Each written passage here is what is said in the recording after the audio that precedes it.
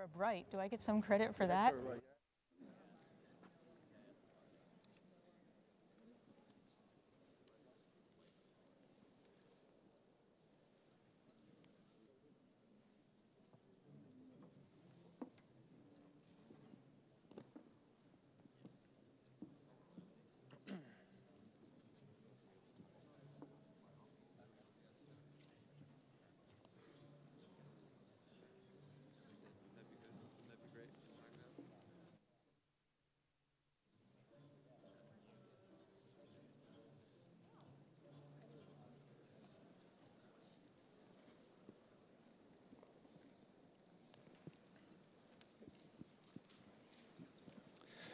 All right, good morning.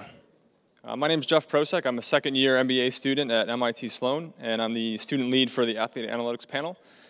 Very excited to introduce this panel that we have here today. Just a great lineup of speakers.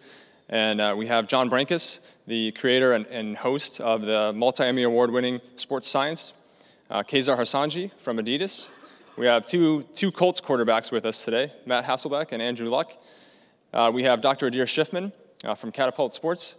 And then our moderator is Shira Springer from the Boston Globe.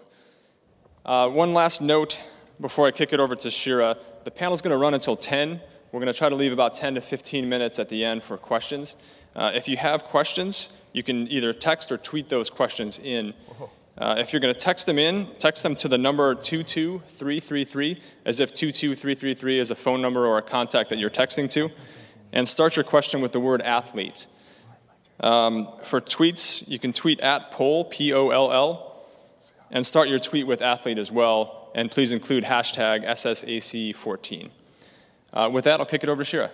Thanks, Jeff, and thank you all for coming. I think when I was brainstorming ideas for questions about this panel, I kept seeing highlights of the NFL Combine coming up on various programs and seeing the broad jump and the vertical leap and the 40-yard dash and the bench press, and I thought, my gosh, how antiquated is this system of evaluating players, especially when we have all this great technology available? And I think that's where I'll start. And I want to know from Matt and Andrew what they think of the combine process and the evaluation of players today, and what they think the future could look like, what they would like to see in the future. I know, Matt, you were there last week, watching the whole process, and then we'll get the technologists, the businessmen, the doctors, the researchers to play off of your ideas. Yeah, were we at the Combine together? I can't remember. You and I? I hold this over Matt all the time. How was your Combine experience? Did you go? You were there 2 years ago. Well, I'm probably biased. I was the draft class of 1998. That was Ryan Leaf, Peyton Manning, and I actually wasn't invited to the NFL Combine. You have to be in like the top 25 prospects to even get there, or something like that. I don't know the system, but I got an itinerary but no flight, and I called the guy, and he was like, oh, well, what happens sometimes is a junior will come out, and quarterbacks get bumped if another quarterback comes out. So I'm like, well, only one quarterback came out. Ryan Leaf's the only junior that came out this year. And he's like, yeah, so he's going and you're not. And so, you know, I'm probably biased again. And sure enough, he's going to be the number 1 or number 2 pick overall, and he's got all kinds of talent. And he shows up, and he doesn't even run. He doesn't lift. He doesn't jump. He weighs in. He weighed in at 261. I remember being so upset. Like, he weighed in at 261. He hasn't even been working out, you know. So I am biased, but I was there this week, and as a kind of an analyst for a little while for the NFL.com, and interviewing guys like Johnny Manziel and Mike Evans and A.J. McCarron, and it's just funny to hear what these guys are measuring and all that kind of thing, and I laugh at it a little bit, but there is some value in the system, and so I won't be too bitter to not see that. Yeah, I think it's an incredibly interesting experience. I think there's great merit to the interviews and the psychological testing. I think that's you know, I think teams get a lot out of that, and you know, the one-on-ones, the group setting, you know, whatever setting it's in. As a quarterback, I think it'd be interesting to maybe make a little more football-specific movements part of the combine. You know, we talk a lot. Every game you watch seems to come down to a 2-minute drill, you know, at the end of it to win it. Is there a way to simulate the physical, mental, and emotional stress of a 2-minute drill on a quarterback? And is there a way to quantify his focus or heart rate or the ability to move fast, the ability to make quick, accurate decisions, the ability to be cognizant of time and how many timeouts you have left? You know, we know the most embarrassing thing is you're trying to call timeout and you don't have one.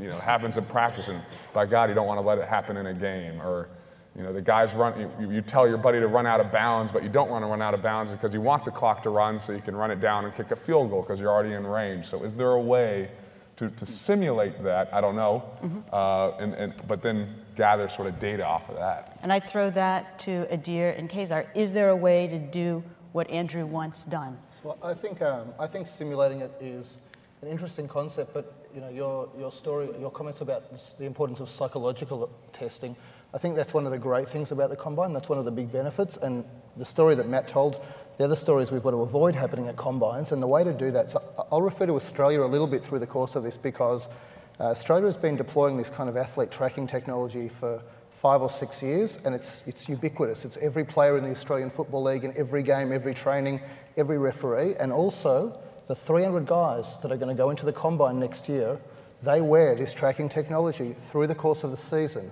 So you don't need to make decisions about whether an athlete is going to be a superstar in the NFL or AFL in Australia based on one Combine.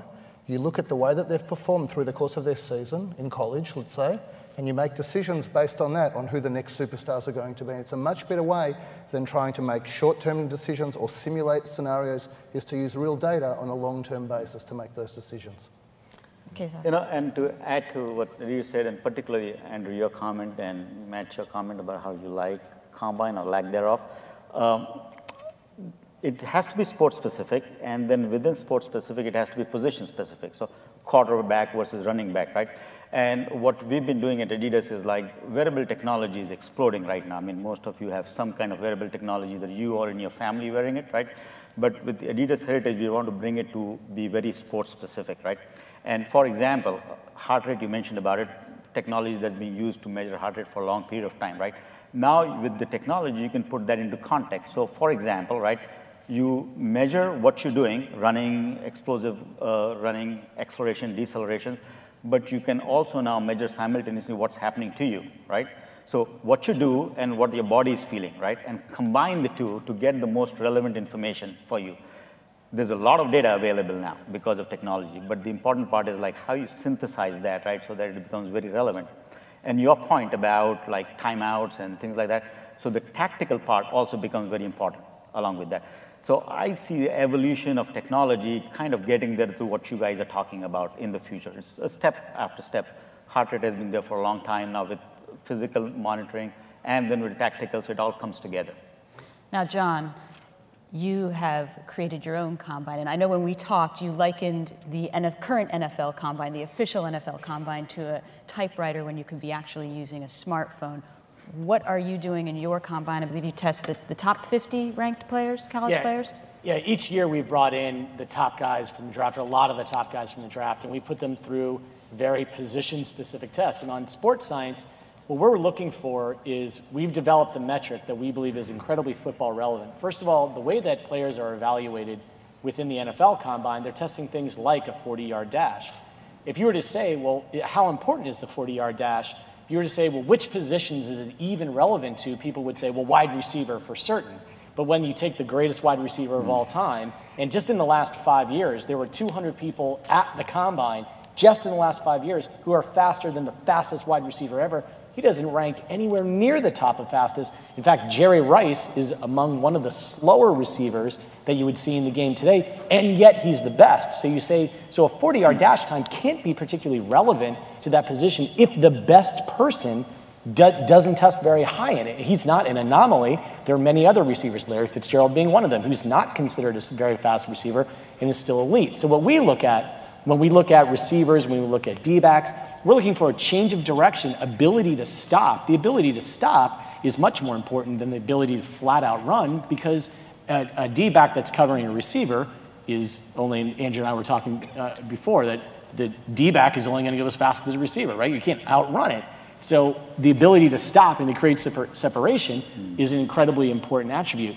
For the position of quarterback, when you're looking at the analysis, first of all of our players have to be in pads. They have to be in a situation that in performing activities that are relevant to the actual sport. With quarterback, we look at, people want to say, well, how strong is somebody's arm? Yes, that's an important metric, but what you really want to know is, well, how quickly do they get rid of the ball? Not only their throwing motion, but how quickly do they make a decision? So we put on an eye tracker, we make sure that we see where a quarterback is looking, we see how long does it take them to recognize a target, then after that, how long does it take them to initiate their throwing motion, then how long does it take for the ball to come out? That's an important metric, because you theoretically could get rid of a ball quickly, but be a slow decision maker, and that amount of time is what is important. A few years ago, we had a little-known quarterback named Colin Kaepernick in the lab, and he tested the highest of all of our tests, off the charts. We said, we think this guy has a promising future in the NFL. We think he's great, even though he's a fairly unknown quarterback. And it was something that people really started paying attention to, the kinds of things that we were doing. I think that brings up a good point, which is, what are you doing, as technologists, as researchers, as people who are developing products, to ensure that the information you're receiving is valid, accurate, and helpful? And I'd pose that to Adir, Kezar, and John. And then I'd be curious, from a quarterbacking perspective, I'm sure a lot of data, or more and more data, is coming in every year. How do you guys sift through what's important and going to help your performance, whether that's off-season training or for pre-game preparation? So why don't we start with the researchers and the technologists, and then we'll move to the players. Adir. So I think you might have noticed that athlete analytics has kind of become a bit popular now, and it's kind of the merger of two big themes in quantified self and big data are coming together, and athlete analytics sits at the junction of those. And what you're seeing is a lot of guys popping up, a lot of people popping up with little devices or technology or techniques producing data, and that's good, and it's a problem. Because you've got the concept of garbage in, garbage out, and no matter how much you dress it up and how beautiful the graphs look, it's just trash if trash is going in the front end of it. So one of the big risks that we see in terms of the momentum of athlete analytics that is really sweeping the US at the moment, and I think this is revolutionising elite sport, to be honest, one of the real challenges is making sure that the data is valid. And if you ask somebody from a company, a sports scientist, is your data valid? Either they say yes, or they don't work for that company for much longer. So you can't trust those guys. So what our view is, you've got to submit the technology to independent third-party testing, whether it's a college, whether it's an institute. That is the only way that this entire field is going to stay honest and ethical, is to have third parties involved and third parties validating that the data that's coming out is accurate. Yeah, and I also believe the same thing from our perspective is just data is not going to do a whole lot, right? When we were developing the MyCoach Elite Team system, we went to all the elite soccer teams and talked to the coaches and the trainers, and the last thing they wanted is more data, right? And so the whole issue was how do you make the data that you collect? And thanks to the technology, you collect tremendous amount of data, right? I mean, bytes and bytes and megabytes in seconds, right? And how do you then convert to what is relevant, right? And that depends upon the sport. That depends within sport, as we talked about, different positions. And it also depends upon the fact that now we have the ability to collect a lot of different types of data altogether, right? So as I was mentioning earlier, the relevance also comes from different types of data and how you bring it together. For example, again, what you're doing on the field and what is happening to you, right? And if you can then relate the two, that tells you how efficient you are, how well you're training, are you under-training, are you over-training, propensity for injury that's happening, fatigue, all of that then becomes relevant, right? And it's a long process, in the sense is the more data we get, the more smarter we get about it, right? So it would be remiss to say we know all about it right now. For example, with the MLS, we've been working with for about a year. Now, the more data we have, the more information we can generate out of that, and more relevancy we can create. And then the other thing is the data has to be accurate, right, and validated, right? But then if you are collecting the wrong data, it doesn't matter if it is validated or not, right? It has to be the right type of data and brought together in the right context. Mm-hmm. John. I think especially with what we like to do is to use data in an innovative way. And really what we go to great lengths is to put things into a context. Data, to me, can just be data, and a number, just because the number is the highest on a scale doesn't mean it's the best. And I think it's difficult for people to understand that It's more important to be in a Goldilocks zone where it's not too hot, not too cold, where you're in this band of you are in the realm of possibility of achieving greatness if you're in this band, but that band doesn't mean you're above it or below it, you're just in it. You know, in making context, like in our combine, the last 3 defensive players, with the exception of this year, we had 3 defensive players running that scored the highest on our metric, all won NFL Defensive Rookie of the Year. And that doesn't mean they scored the highest in every category. It was that these players most consistently scored in that band, in that zone, most consistently. So it wasn't the fastest, it was the best overall in a band. And I think it's important to be able to put data like that in a context, because obviously we are so obsessed with being the highest, but that doesn't mean it's the best. And Andrew and Matt, how do you sift through whatever your team is giving you or whatever your personal trainers and strength and conditioning coaches are giving you? The thing that's most glaring to me as a player, as an athlete, is that you see all these wearable technology things, but you're not going to wear it in real life. Like if it's not flexible, conformable, like you put it on, forget about it.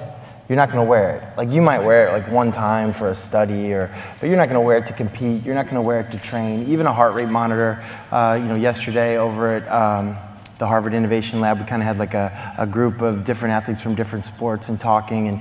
And one of the women was an Olympic, U.S. women's Olympic soccer player. They use heart rate monitors more than anybody. And it's just, what is it, a watch and a little thing around your chest right now? Which, it's too much. It's too much. It's too bulky. It's too much.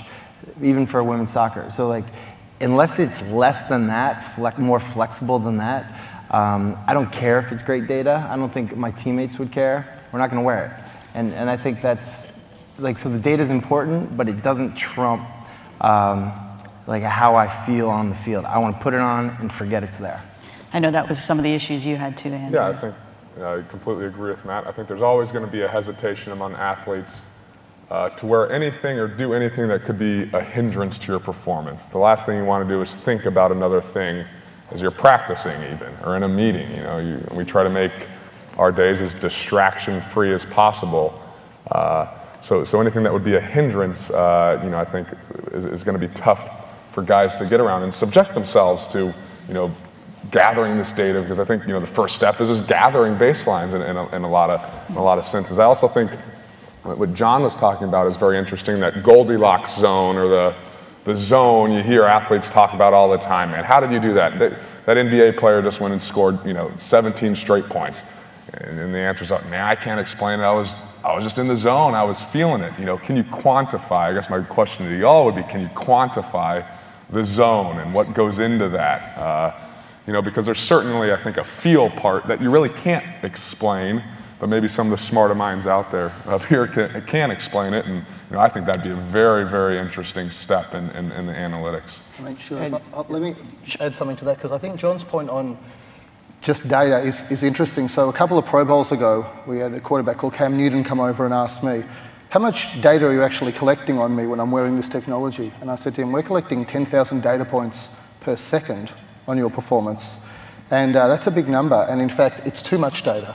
And to the point of the zone, what this is really about, it's about the analytics, it's about taking the data and turning it into coach speak, or turning it into player speak, or turning it into a dashboard that is useful and can be utilised and not overwhelming.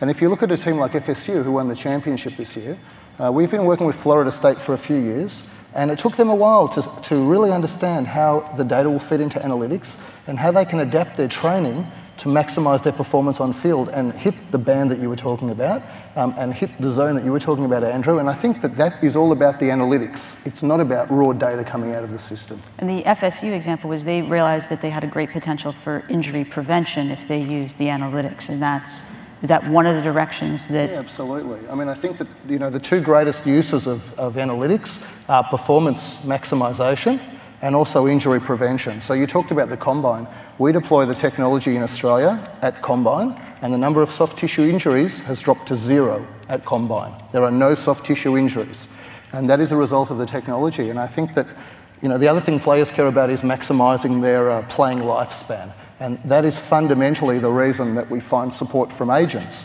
You talk to your agent, and he'll say to you, if this thing is going to make you play for longer and make you play more game time, I love this thing. And I think that's fundamentally important as well. I see Kezar and John nodding.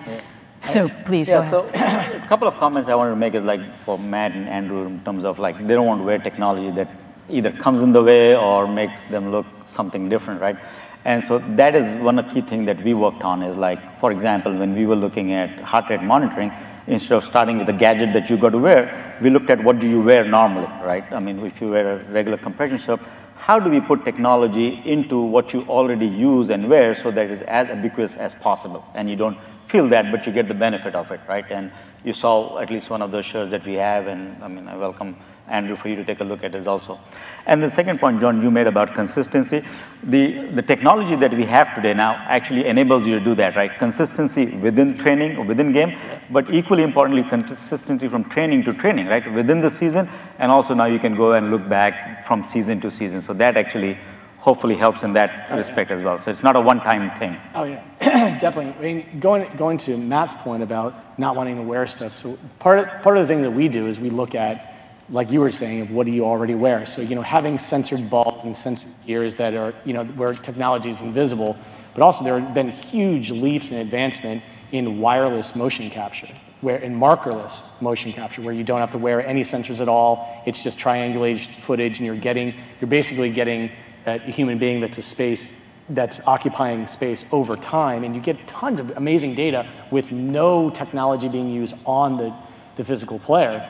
What's really important in going toward and it's funny, coming from a sports science perspective, we love to put those things in context of like, you can put somebody in a lab, you can test them, you can use it as predictive, whatever. But ultimately, the most important thing, you can never simulate in a test, which is how do you perform when the game is on the line? You can pretend all you want in practice. You can pretend in a laboratory setting, but that setting is so unique that no metric is going to tell you is that person going to succeed or fail until you see, well, how did they do in that kind of a situation? And that's the great X factor that we can't let data sort of replace our own judgment on someone's character and ability to perform under crisis in a situation, because you just can't simulate that in a lab.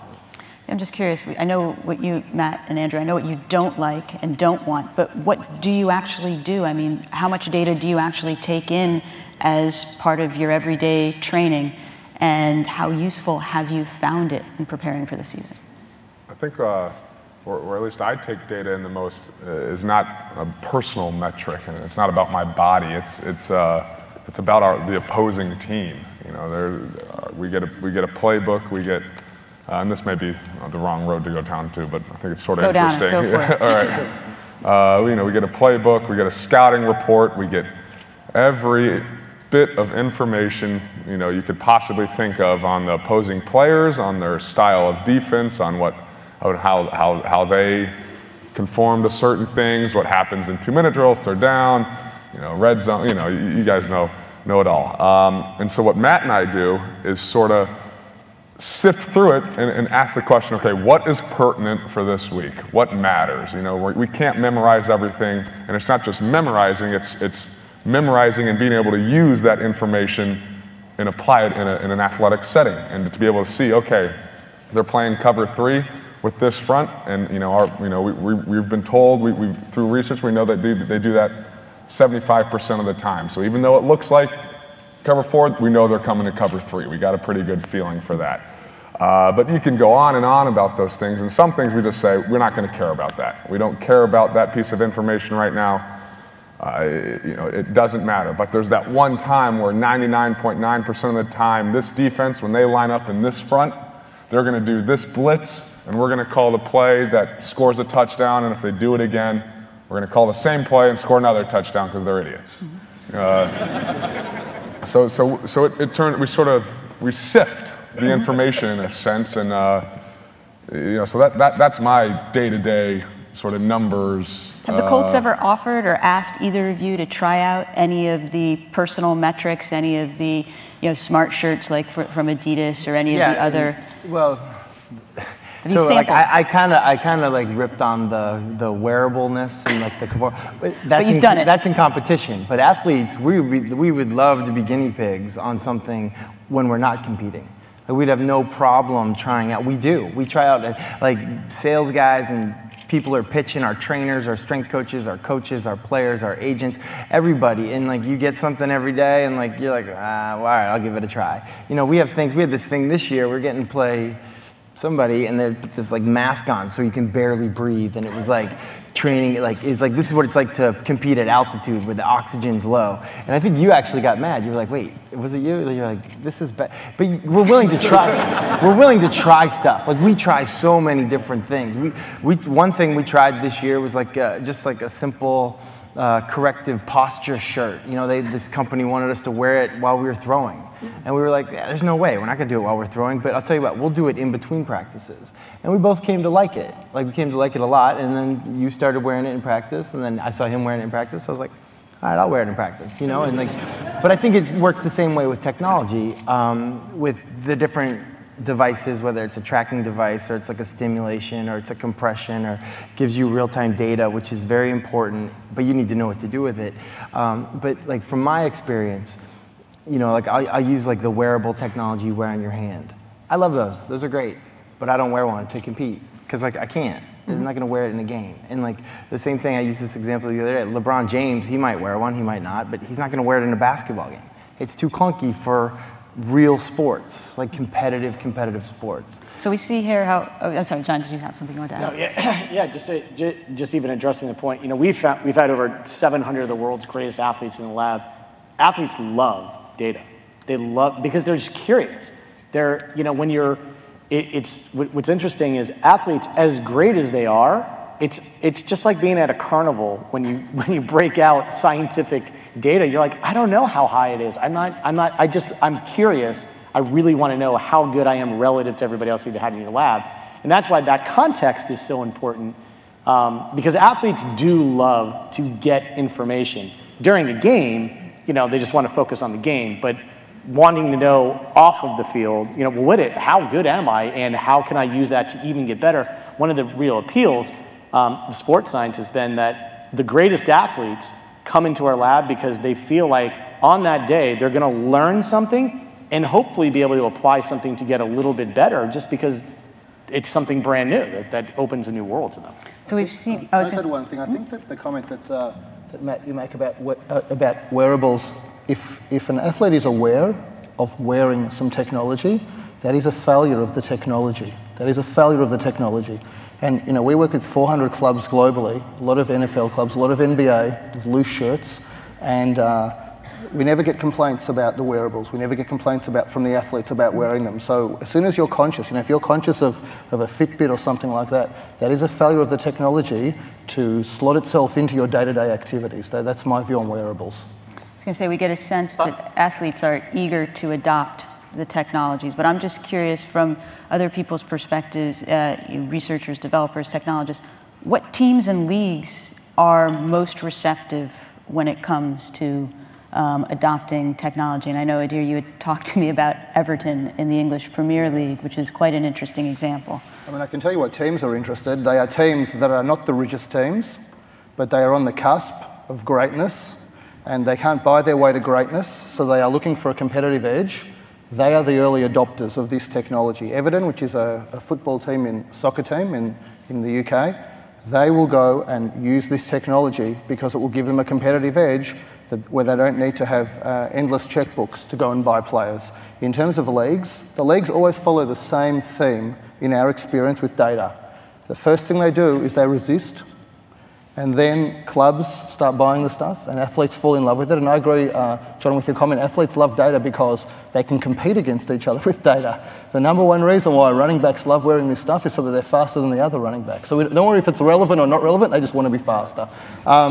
You know, and so you get pushback from the leagues, and then what happens is that the clubs demand from the leagues that they are allowed to wear it in games as well as in training to close the performance loop, and then eventually the leagues embrace it, and that's generally the process that it follows. So, you know, here in the US, the NBA's been great, the NFL's been great. College, Division I college is absolutely fantastic in terms of embracing this stuff. You know, that is, but then you have lacrosse. I mean, lacrosse is a big emerging sport in college in this country, and the lacrosse teams really embrace this type of thing as well. So it's really diverse and really varied.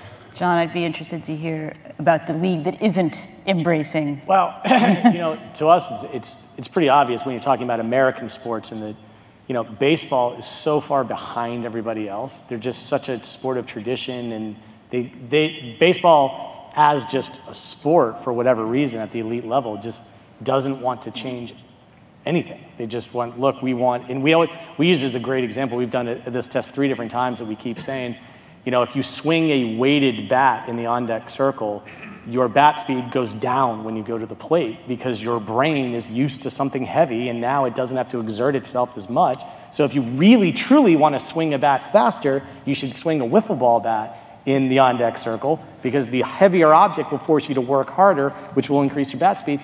But you'll see guys with 3, 4 bats throwing, we're like, it just slows your bat speed down, but whatever. I guess it's the tradition of the sport. So that sport is definitely, they're not going to listen to whatever, it's just tradition.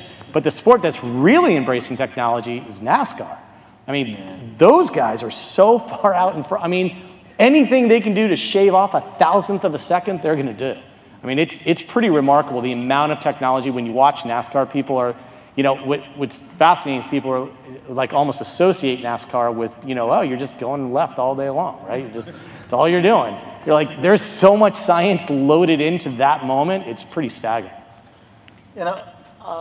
Our experience have been is like, in terms of athletes adopting technology, it's like a spectrum, right? Some are very willing to do that, and others will follow as it comes along, right? My experience was like so many years ago when we first went to the Jacksonville Jaguars with the technology, the trainer asked 3 or 4 players to wear that, right? And they complied, but not all of them, right? And the others were standing around and sitting, and then they're looking at the data, and then say, why didn't you ask me to wear it also? So that's how it sort of comes. I mean, same thing that you did, right? I mean, you saw Andrew wearing it, you tried that, right? I think it's evolving, right? And it's probably evolving faster than, and it's our job to make sure that the technology does not come in the way, right? And that is how we make sure we develop it, so that like whatever you do, the technology supports that. It is not an add-on to that. And I think it's going to happen sooner and faster than what we see now. So say, do you as researchers and business people and technologists and as athletes worry about the other applications of the technology in the future? And by this I mean, all of a sudden teams could have access to a great amount of data about each individual athlete, and come contract negotiation time, they can be pointing out numbers where they're looking more at the numbers and some raw data that is perhaps not as favorable to you. I know there are elite performance researchers who are trying to figure out the best way to predict when a player is past his prime. And how do you feel as athletes about this data in contract negotiations, or just in terms of allotment of playing time, being used potentially against you when you're trying to use it to improve? For me, it's similar to your injury history. I mean, the facts are the facts, but what they can't measure about you is, what's inside of you, your heart, that kind of stuff. But that is a real trust factor with athletes and teams and being willing to do it. I think part of it is like, who owns that data? Does the team own the data? Does the athlete own the data? Like, that's a topic for discussion. Yeah. But at the same time, the trust, it just comes back to trust. Unfortunately, I think especially in the NFL, there's a culture of, if a bone's not sticking out, if you can walk, you're going to play. And the less you have to tell an athletic trainer, the better, because it won't be used against you if you're trying to get that 2nd, 3rd, or 4th contract. And it's a dilemma. I think Matt and I, we both are very upfront with our trainers, because we hope that they have our best interests in mind, and I think they know that we have the team's best interest in mind, and what happens down the road happens down the road. But I've heard stories of things being used against players, or players complaining about this, and but yeah, the trust. I think you've got to get to that level of trust and respect between all parties, and then I think you can get better easier. John and Kezar, or Kezar and John. And I'm thinking that, it's sort of a trade-off in terms of the benefit that the athlete gets versus some of the potential downsides of that, right? And it is our job, along with sports science and the data crunchers, to make sure that the benefit that you get in terms of improving your performance, reducing injury, helping you extend your career, that far greater outweighs. One other thing that I had not thought about, which I think you mentioned, is like, you would rather see technology being worn by the other side, and you have the data. So that you have the advantage of it, which might be more difficult. Well, that's how it is currently, really. We're not monitoring ourselves. All we do all week is study them. Right. Like first thing we do is we write down the name of the defensive coordinator, what his resume is, where he's been, who his influences are, what his tendencies are, and then we study him. And like we just engross ourselves into this guy. Our playbook's probably that thick. Our stats are like that thick. And we get up on the board and we write, so what? Like, so what? Like, what does this mean to us? And I think it's the same thing that we would be interested in with like information on ourselves. You get all this data, so what? Why do I care? What do I do with it? I think the age that we really need to be entering, what I hope that, what we really strive to do is to provide context. And I feel like rather than even saying we're in the age of a technology explosion, I feel like we want to be in the age of context application.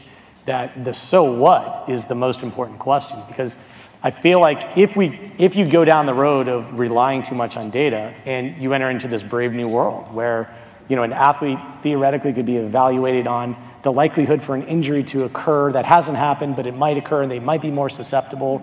And if that athlete is passed over because this data is taken too far out of context, it just and you can totally see that happening. Of saying, wow, these two guys, these are great, but this athlete might be more likely to sustain a particular injury, even though that injury may never happen, the probability could be higher, therefore a decision being made. That's a bad day to me. That's the wrong thing, because think of the number of amazing athletes that on paper, or if their body was scanned, they would have been weeded out. But it's that context, and what does it actually mean, and how much should I value that? That's really the age we should be entering, because we do have this explosion in data. I would say about these guys, you guys have got a pretty good union. They represent your interests pretty aggressively. You've got a bargaining agreement, and in your bargaining agreement, it talks about data and wearable data, and they do a job of kind of protecting you from that data being used unfairly. I think that that's going to be one of the interesting things that plays out, the way that the leagues and the unions interact over all of this data and what it can and can't be used for. And I'll tell you a positive thing that's being used for from a player and a league's perspective. So when players are cited for an infringement and they're brought before the judiciary and they're going to be missed games, so in some leagues around the world, they will actually call in the data, because this stuff is being won in games, and when the player says, I really was trying to decelerate and avoid that collision, they bring in the data into that room and they say, let's assess whether that is real, and that has happened on many occasions in other parts of the world, and they will exonerate the athlete and support his story because of the data that is coming off that device in the game. And I think that's pretty special for that to come out of the data. That's cool. We talked a lot about athletes and the development process, but you mentioned, John, putting it in context, and I'm just wondering, how much of this is an education process, particularly with coaches? You have coaches, agents, but coaches and GMs, getting them to understand. And I'm also wondering if the athletes find themselves, young guys bringing some of the technology and kind of educating their coaches or their trainers or their GMs, saying, hey, let's try this, or can we try this? So John, how much of the context part is education and to the players? I think there obviously is a generational there's a generational gap. Obviously, you have an older institution. You have a bunch of scouts at the NFL level that have been around forever, and they have their certain way of doing things. Then you have a new breed that might be too dependent on it. And sort of being able to apply that context is an education process. I think that we can compare it a lot. If people remember, when the advent of word processing, all of a sudden people are like, well, everybody's going to be able to publish their own whatever, but you still have to have the ability to write and craft and use that tool. So I feel like we're in the advent of this explosion of technology, but you're going to have to be able to craft what that actually means, to have it mean something that's meaningful to the organization. And that's really the age where we are right now, is because it's finding itself. And we've been around for the last 7 years and have been very fortunate to be able to experience a lot of technology. There's so much technology that doesn't really mean anything, but there's a lot that's really positive and can be used in a very positive way if the education and the context is applied. And Matt and Andrew, you mentioned being at the Harvard Innovation Lab. Do you find yourselves bringing stuff back to the team, educating your coach, or perhaps proposing something to your athletic trainer? I think, players, we do that. There's a window where your season's over if you're not in the Super Bowl, basically when you're out, till April 21. That's kind of our window as football players.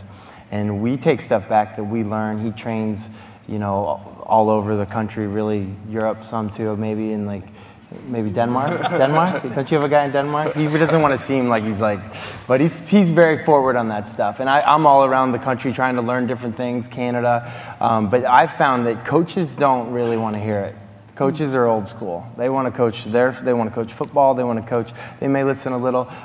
Doctors, but physiotherapists, trainers, and strength and conditioning coaches, they're all ears. They're kind of the problem solvers.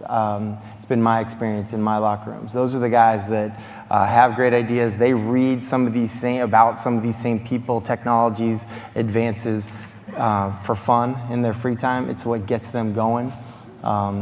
We've seen it really vary at different clubs. So you're right.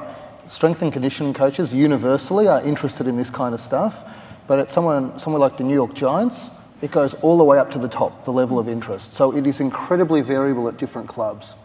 And Andrew, what's been your experience? Yeah, I think and it can be a two-way street a lot of times in my experience. And granted, I'm only 2 years in, Matt's 50 years in. 16. Sorry, 16. But you know, I think when you have a team working together, you know, and our trainers have history with something that has worked, you know, they'll encourage us to try it. If we don't like it, you know, it's not a personal vendetta again.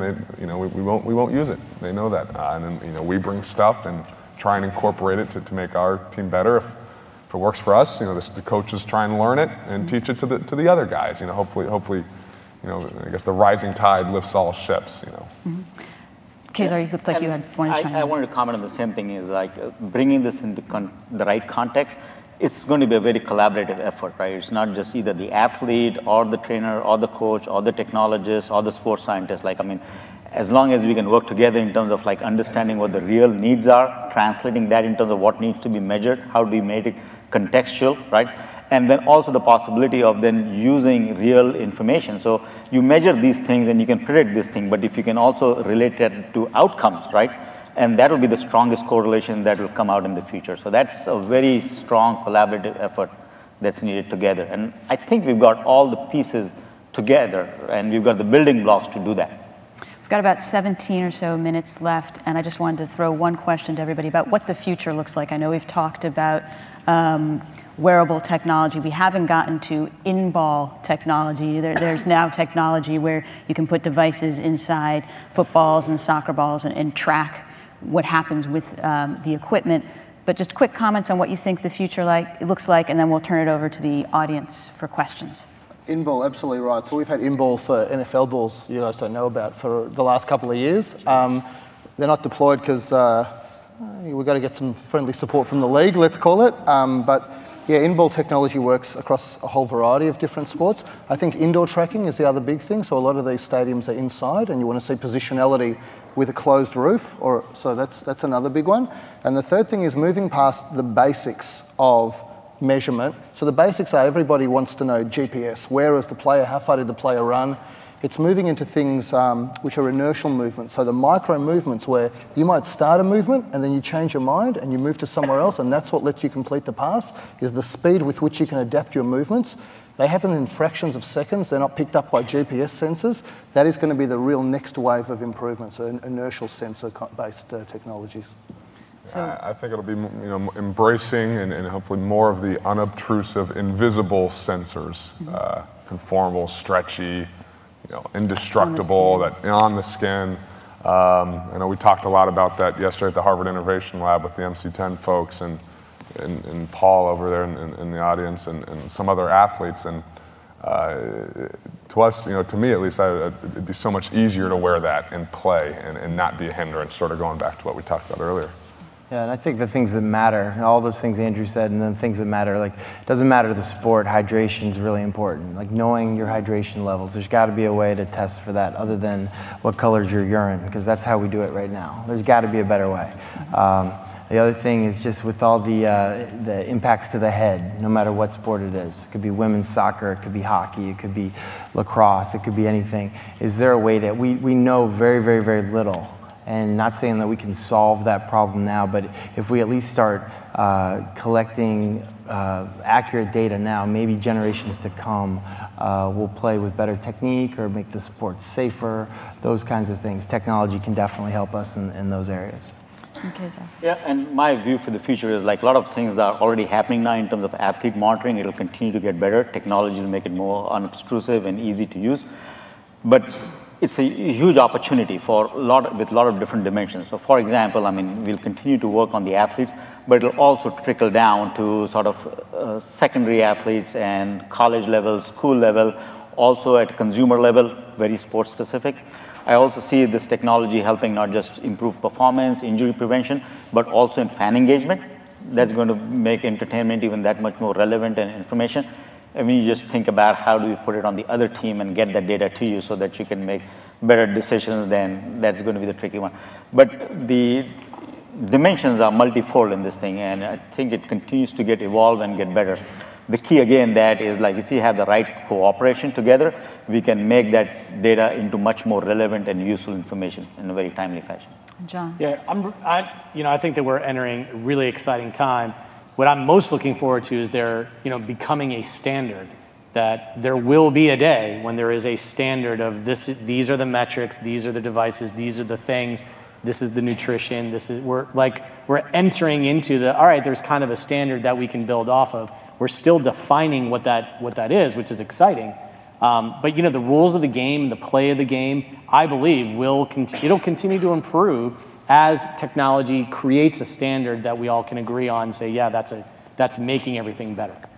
And now we'll turn to some audience questions. This one goes to Andrew and Matt.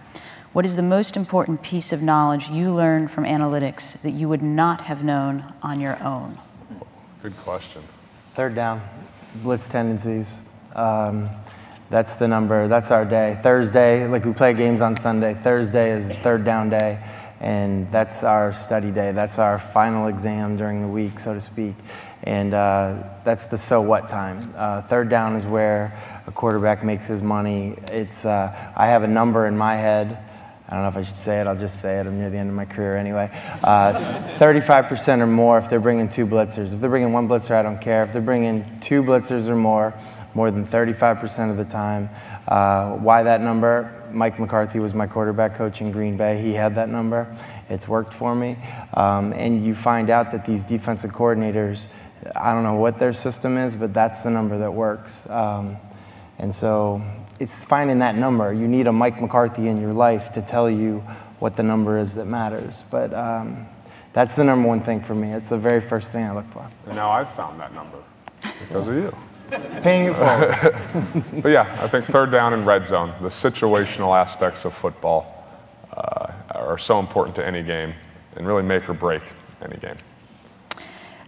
There's more follow-up on what will be the impact of technology on injury analytics and the prevention of things like ACL tears. Now, I know we talked about the benefits of analytics in preventing injuries, but will we be able to get that specific in terms of saying, don't do this, or you're overworking and you're heading toward an ACL tear or an Achilles tear or some sort of shoulder injury with a pitcher? So that's not the future, that's the present. I mean, that is where we're actually today. So you look at the clubs that are wearing this, you look at the players that are wearing this, they are training using something called periodization, which you guys might use as part of your training. This data feeds directly into that periodization. They should have a good understanding of the level of risk that they are carrying for a soft tissue injury every time they train, every time they go out onto the field. That is today. I mean, that is the type of thing that this stuff is working for today. Anyone else want to comment on injury? Yeah, and I think I agree with the fact that like we've got technology available to be able to look into that. The key challenge there is like, I mean, what are the false positives in there, right? Okay, so when do you not stop when you shouldn't be stopping, right? Okay, so let's say 80% of the time it's about right. I mean, the judgment comes in the 20% when you should not have stopped somebody because there wasn't an injury. So that I think is going to be the critical part of it, right? And that we will gain by getting more data, by putting more relevancy to that, looking at the outcomes and making it even better as we go along. John? We definitely are getting better, especially in the medical community. There are definitely advances that are occurring. Again, I'm looking forward to that day when, it's less fuzzy. There's definitely a lot of fuzziness that's still going on because we're trying to figure out even what does make something more likely for an injury to happen. We're still figuring that all out, which is great. But I do think it ultimately will, even if we play it on the safe side, that's probably a good side to be on. But the question is, when you have that, the bigger question is, when you have that data, who decides whether that player is going to go out and play? Because we see situations where, if it's a tight finish and there is a risk of injury to the player, that coaching staff may want that player to go out and run that play. So who makes that decision when you have that data at hand? That's where the challenges are going to be in this space. You could lose a Michael Jordan flu the night before the game and then goes out and scores 40 whatever points, or there's stories in every locker room of the guy who's on one leg who makes the game-winning catch, for a touchdown. I think that the heart desire, can you quantify that, and where does that come into it? Absolutely. Yeah, I was going to say, in a somewhat related question in terms of what you see and what the data tells you. There's a question here for Matt and Andrew. How do you balance what you see on game film with the data you receive? Obviously, particularly when there's a contradiction between the two. Just context. You see the context. We'll see all this data, and we'll get a spreadsheet, and it'll say, oh, hey, they're 60% cover 2, which means they're just playing coverage. They're not blitzing. 60% cover 2 the last 3 games. On 2nd and 7 to 10 or something like that. But then Andrew will sit there. He's really studious and hardworking. He'll say, "Well, did you look at the score of the game? They have a 14-point lead in every single one of these games. Let's go back and watch the 3 previous games. Run the same stats on that, and it's easy for us to run the stats. And run the stats where it's actually a close game." And all of a sudden, it's not 60% covered 2. It's 30, 40. It's all mixed. So just really having context in all things, just like John was saying earlier. But that's key. And Andrew, I agree, the context, and that's what I've learned from Matt. I think more than anything, he has his experiences. He's so quick to jump to, well, this doesn't matter because of the score, or this doesn't matter because of who they're playing, or we're not like that team. So putting it all into context is something I struggle with as a young player, and it's great to have older players and coaches that we all communicate sort of team effort in that quarterback room. And there's some defensive coordinators, there's some that are just old school and unwilling to change, but there's some that are getting it. I think the offensive coaches on their staff are going to them and saying, hey, this would really screw us up. And so what you see happen sometimes is they've won the game. They've won the game, and then they'll just start dialing these plays from all over their playbook just to screw up your stats. And so you really rely on our coaches that you'll get a MO on someone, and you say, you know what, we're not going to take the last 2 drives of the game, or you clump them together. Hey, in a 16-game season, when everything in the world was on the line for them, when it was 4th and something to win the game, what did they do? And it might be a bunch of different things, but you can put it in a big, in like a Goldilocks zone, so to speak. Like it was some sort of man coverage, press in your face, and definitely bring in the house. Or you might say, hey, they're going to just rush 2 guys and just make you make a mistake. Whatever it is, you pick through, you throw out the bad data that like they're trying to trick you in a sense. Somebody wants to take further the talk about what happens with contracts and draft status, and asks, will we see players losing draft placement or contracts based on predictive analytics? Well, let's get to predictive analytics first. I mean, that's the holy grail, is to get to predictive analytics. I think there is always a heavy worry about all of the negative ways in which new technologies can be used. I think that all of that stuff is much less likely. I mean, the comments that Andrew has made and that Matt has made about the heart of the player, which let's call it the psychological profile of the player, I think that is still fundamentally important. I mean, the guy that really wants to win somehow pulls it together, and the job of the data and the job of the analytics is to maximise his likelihood of being able to do that. And that is the way that we see the interplay between those factors. So I would worry less about how this is going to have an adverse impact and deny opportunity, and more about how it's going to maximise performance, minimise injury, and extend the playing life of guys that are playing at the moment. Just curious, do you have any idea how long you might be able to extend the lives of players? I mean, is Andrew going to be the beneficiary of guys who are playing 20, 22 years? I don't know if that's, you know, in the league. If Matt deploys quickly, he's got another 35 years in him, I guess. I think that it's still emerging. I think this stuff is still emerging. Definitely we're seeing players play longer in leagues where this has been deployed for a long time. You know, it's not the average tenure in the NFL, as everybody knows, is 3 years or sub 3 years. So I think you've got a lot of room to go, and mostly the tenure is not to do with injury or fitness or skills. You know, it's to do with other factors or a combination of those factors. So I think that fundamentally the reason that Matt had a long career was not solely down to he performed well on analytics or he was really fit. There's obviously something special there that is elongating that career, and I think the aim is to try and maximise the potential that individual players have, not to take averages of what careers are and how long careers are. It's also, it's also measuring the right things. You know, John talked earlier about Jerry Rice not being the fastest at the combine. I played with Jerry Rice, who's a teammate of mine, at the end of his career. So when he was, in theory, the slowest he's ever been, he still got open because he was good at something. What was it? Maybe it was running fast enough and then being able to stop and run quick out of it. He was great at something. And so measuring the right thing is very, very important. And that's the Jerry Rice example. When we had Jerry Rice in the lab, and it was, you know, obviously at the very end of his career. What was interesting is that he knew that he wasn't that fast, and that's what it was hugely influential in us developing our metric.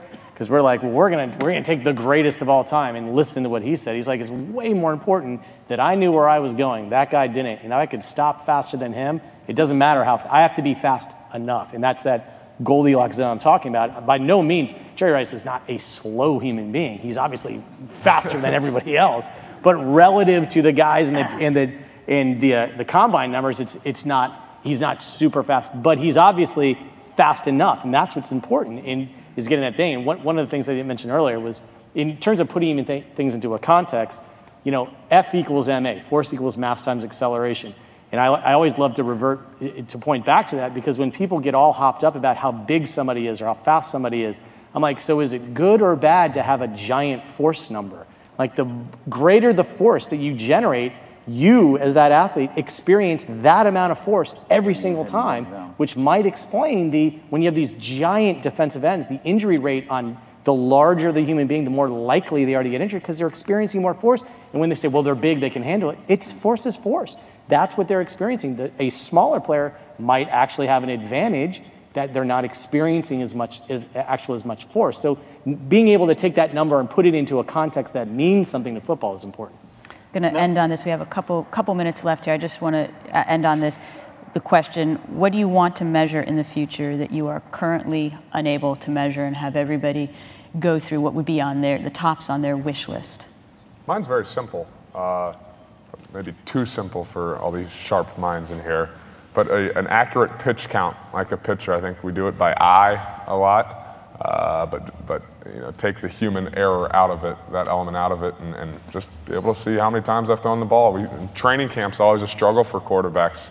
You throw 6 days in a row, heavy, it's hot, you know, and maybe being able to say, okay, you threw this many times, and at this point, your legs gave out, and you just started throwing all arm, and you got out of the Goldilocks zone, if you will. So that pitch count sort of, I'd like to see. Eddie or Matt? Yeah, I mean, my view is it's not about measuring more. I think we're probably measuring enough stuff now. What it's about is getting better. There's a lot of talk about hardware. Actually, the software has become at least as important as the hardware, and the software is about the analytics. And I think the next thing that we are focused on doing is being able to customize for position, but even more specifically for player. So you've got your strength and conditioning coach, or with data being fed up to your head coach, and it is specific to you within your various positions, and it can help you perform within your various positions. I think we're probably 6 months away from something like that, maybe less, but that is really, to me, the holy grail of you know, hyper-personalization down to the individual athlete in the individual position. To me, the future is about measuring what's happening on the field during training or during game, but also looking at a very holistic measurement of the athlete, right? What's happening in between, what's happening to the rest of the day, what's happening from a sleep perspective, what's happening from a nutritional perspective, so that you get a complete picture of the athlete and how do you then help the athlete do better. We talked about like overall from an athlete performance perspective, how do you increase the career of the athlete, right? So definitely these things will help in terms of extending it, but also helps in training them better sooner, so that from a rookie to a sort of getting full form, you help that also. So you extend the total life of fully active performance, right? That's number one. Number two, in terms of from a contract standpoint, right? There is already information that's been used to make those decisions. I see this as another tool, right? Not necessarily replacing everything or being very definitive, but one more tool that helps in making that decisions or making those judgments, right? So from a future perspective, we just need to hone this thing together. There is a lot of technology available right now for looking at the athlete throughout the day, and we need to sort of bring it together so that you get a much better picture. John, Matt, anything on your wish list? I just, recovering, like as a football player, you're at practice for 2 hours, maybe you work out for another hour. The rest of those hours in a day, you're recovering. And what's the best way to recover? Like, what's the best way to get a good night's sleep? What's the best way to sit in a meeting? We sit in meetings all day. If we're not on the practice field, we are just sitting in meetings. Is that the best thing you can do? Should we be standing? Should we be getting up and exercising every once in a while? Like, what's the, should we be wearing something? Should we be, like, what's the best way to have active recovery or passive recovery or active rest? Like, that's, I don't think anyone knows, and it's probably a missed opportunity in my mind. I think on the practical level, I think you're going to have balls being censored within all the major sports, so that there's no controversy whether or not it crossed a goal line or whatever it is. That technology exists right now. It's whether or not the leagues want to implement it. And then just on a testing level, I think that having on a testing level, I think really even looking at, I think the psychology of sports is really the frontier that we need to dive deeper in, because that championship gene, that championship, how do you perform under pressure, is something that you really need to look at, because that's really what matters, is how the heart that somebody has, the will. It's really hard to test for. There aren't great tests for it right now, but I think that as we strive to create some sort of better understanding about what it takes to perform at that moment, it's certainly a great goal to want to figure out how to look at the psychology even more. I know this could never happen. We talked about yesterday. How cool would it be if you're watching a football game on TV and Adam Vinatieri's coming out to kick a game winner, and his heart rate, he's wearing a heart rate monitor, and you're watching it on TV. And like most games, like we play with Adam now. You guys probably know him a little from the Patriots, but his heart rate would probably just be like steady, but then like some rookie kicker would be like, like it would just be so fun. And I know it would never happen, but like it'd be so fun. Never say never. Yeah. On that note, I'd like to thank you all for coming. I know we ran a little into overtime here, but thank you all for coming.